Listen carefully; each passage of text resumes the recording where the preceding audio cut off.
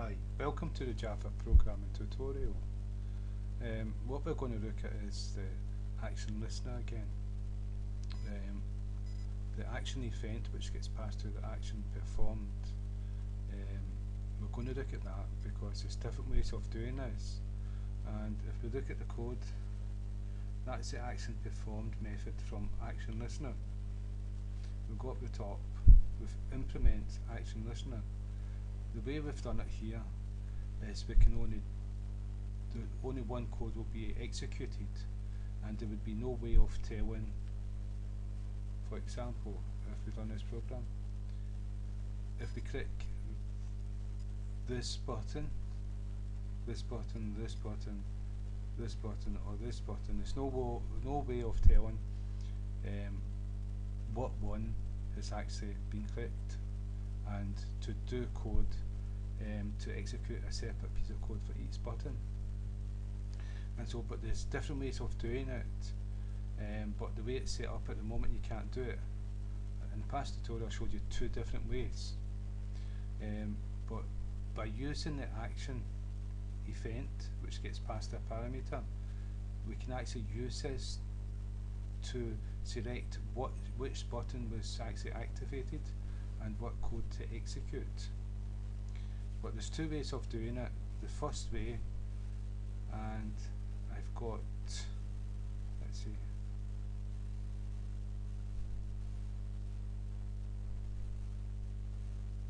it'll be just a wee second, just have a wee look here. I think I've already I've set this one up here for the hello button.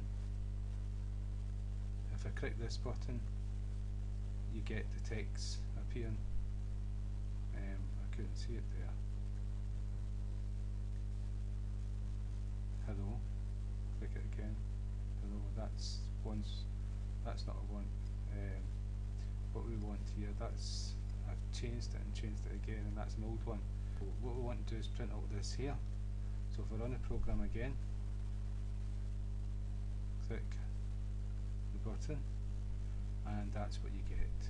The first button has been clicked, and there. And sort of, if we attach these buttons to the ActionListener, we'll all get the same code.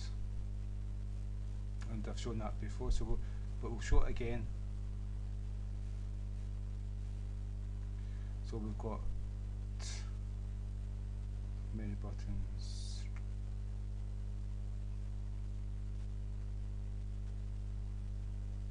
So that's the first button.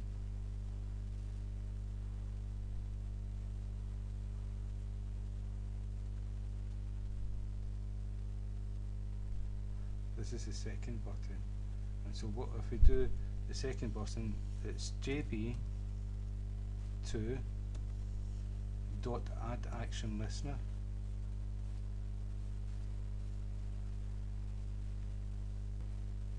This one here. And what we've got to put in is the class that the ActionListener is implemented on, and so that's F.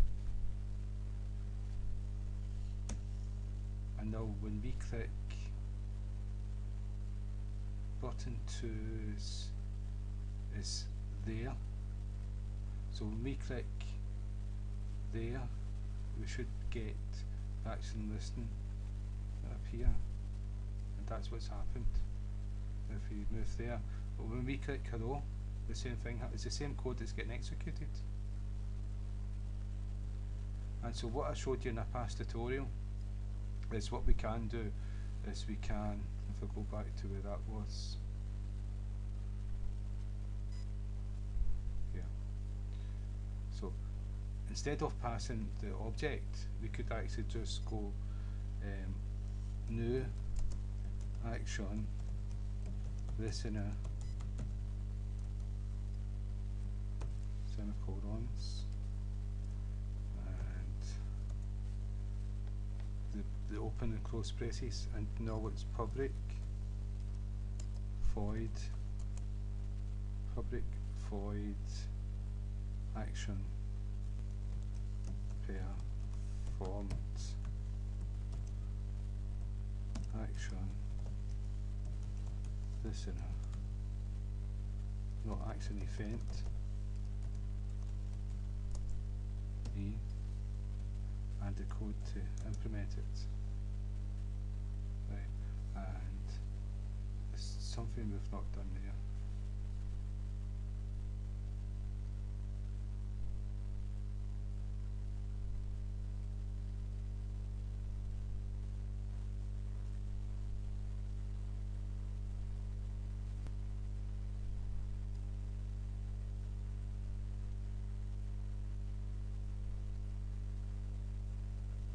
I've not spelled this out. Typos.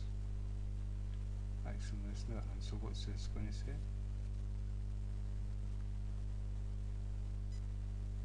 Still not spelled it right.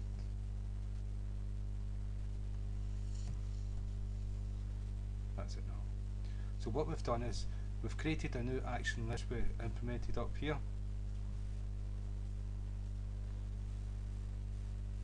And we've implemented our own action performed. So what if our code goes in here?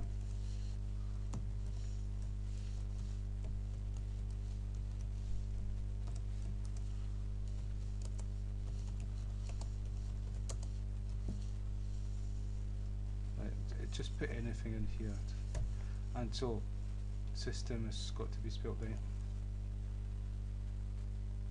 Right, so this button has got its own personal action listener. We've created a new object, so a new instance of action listener, and so that's expensive if we do that for every single button. Each one of these are going to take up their own memory space, but it works. And if I run the program, move this over here, click there, it just like that, click hello, and it does the other action performed. So, and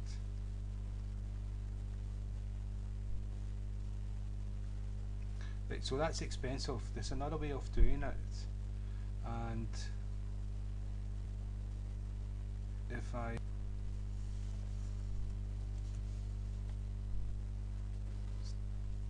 put F, so we're going to use this class action listener, so there's only going to be one action listener in memory, which is going to be less expensive. And when we come down here, what we can do is we can use the action event, and so this will separate. I'll show you again. When we click hello, the code that's executed for this button will be the exact same code as for that button, and what we want is different code to be executed for different buttons. And so that's what I showed you with creating a new object of action listener, but there's a way of doing it without using up so much memory, and it's using this action event that's passed as parameter, and there's a command called, we'll access the commands inside this action event by the E, or whatever we call it. If we called it ET, then we'd be able to access all the methods from it like that. So, but we're just going to call it E. We can call it what we want. So get action command is a method that will allow you to distinguish where this command came from and what code to execute. This will return, I'll show you what it returns. If I system print out,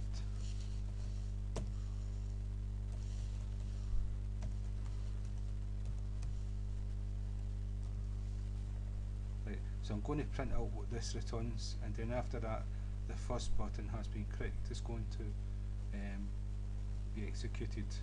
So what we're going to do is run the program again. Move this over so we can see.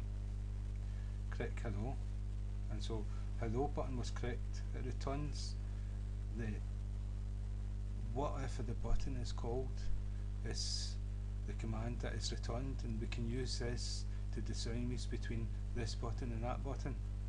Now, why would you have two buttons in the same field with the same name? Obviously they would do the same job, so it's a good way to distinguish between the buttons. So if I click this one, it's the same command that's clicked, but it's returned the name of the button. And so that's how we can actually use this command to distinguish between the code. And so the way we do it is if statements.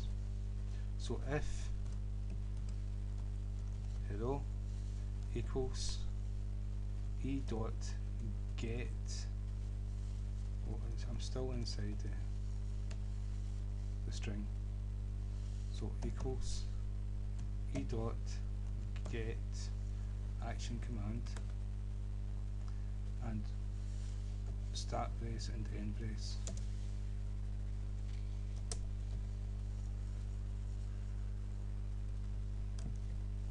And then I'll just copy and paste this, and we'll change that to there. And so if we click the hello button, this string will be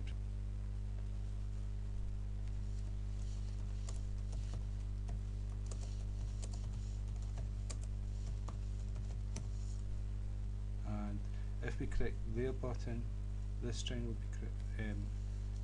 printed.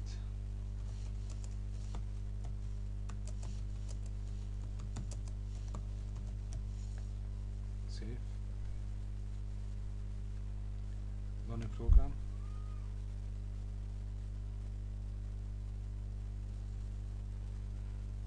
And so click the hello button. You clicked, I never spelled that right, it's dropped to D.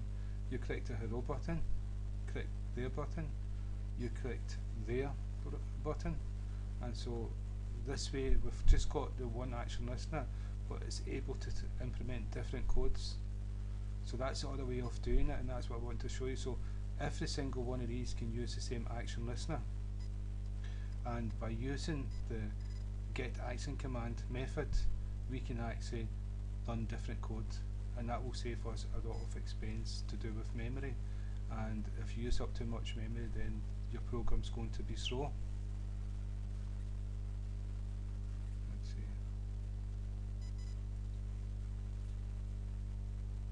And what was this called? Users. That's it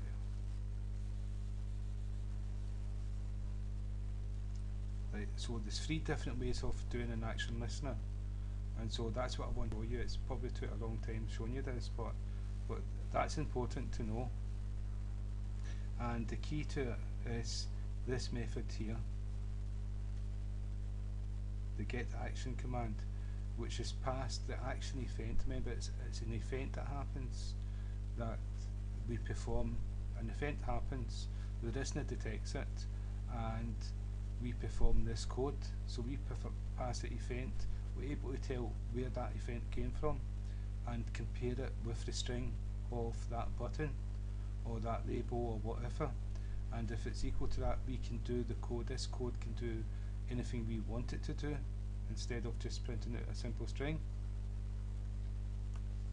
And so in the same here, this is testing to see if what button it is. If it's this button, then it's going to print out this string, and again this can be whatever code you want it to be. So that's just one action listener for many different components. You may want to do it the expensive way, and there'll be times when you want to do it, but it's good to know the different ways of doing it. So again, thank you for your time, and I hope that's helped.